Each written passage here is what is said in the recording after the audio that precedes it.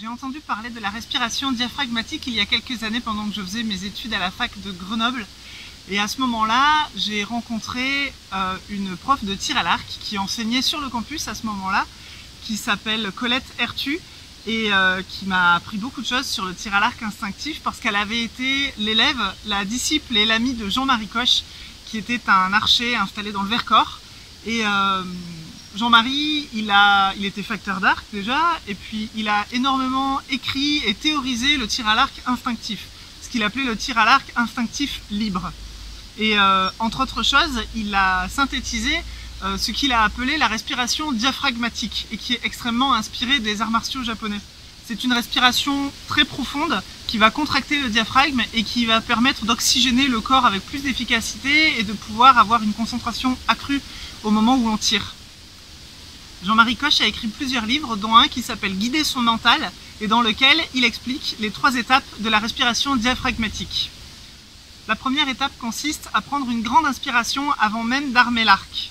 Ensuite, la deuxième étape, c'est d'expirer progressivement pendant qu'on arme l'arc jusqu'à son point d'ancrage. À partir de là, on retient sa respiration pendant quelques secondes. Et la troisième étape, enfin, c'est qu'on expire par la bouche au moment où on décoche la flèche, le peu d'air qui nous restait dans les poumons. Nous sommes un certain nombre d'archers à voir dans le tir à l'arc oriental un art martial.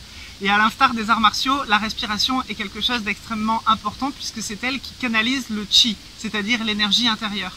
Et quand on tire à l'arc, on a vraiment besoin non seulement de cette énergie physique pour pouvoir armer l'arc et pour pouvoir tenir la concentration jusqu'au moment de la décoche, mais également à l'intérieur, on a besoin de pouvoir se concentrer et avoir un focus précis sur sa cible pendant toute la durée de l'armement.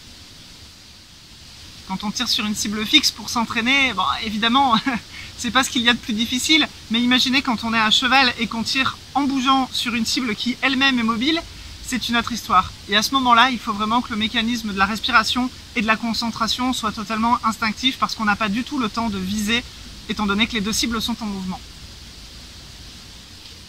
Pour moi qui suis musicienne, la respiration et la régularité du tir, c'est quelque chose d'extrêmement important, puisque comme dans la musique, quand on tire à l'arc, j'aime bien avoir cette régularité qui permet de se concentrer et de ne plus avoir à se concentrer sur le geste, puisqu'il est toujours répétitif, toujours régulier, toujours la même chose. En revanche, on peut se concentrer uniquement sur l'objectif, qui est la cible elle-même. On m'a demandé plusieurs fois pourquoi je tirais sans anneau. Alors l'anneau qu'on appelle le zigir en turc, c'est quelque chose qui est extrêmement important dans le tir à l'arc ottoman, parce que les arcs de guerre, les arcs traditionnels, ont une puissance bien supérieure à celle de mon arc, et il est extrêmement difficile de les armer sans cet anneau qui vient protéger le pouce. Alors le zigir, il a cette forme un petit peu triangulaire, et il se met sur le pouce, comme ça, et au moment où on va tirer, en fait, il vient vraiment guider la flèche qui ne va pas frotter contre la chair du pouce, mais qui va juste glisser le long de l'anneau et pouvoir décocher de manière beaucoup plus régulière et sans se faire mal. Avec un arc puissant, c'est indispensable.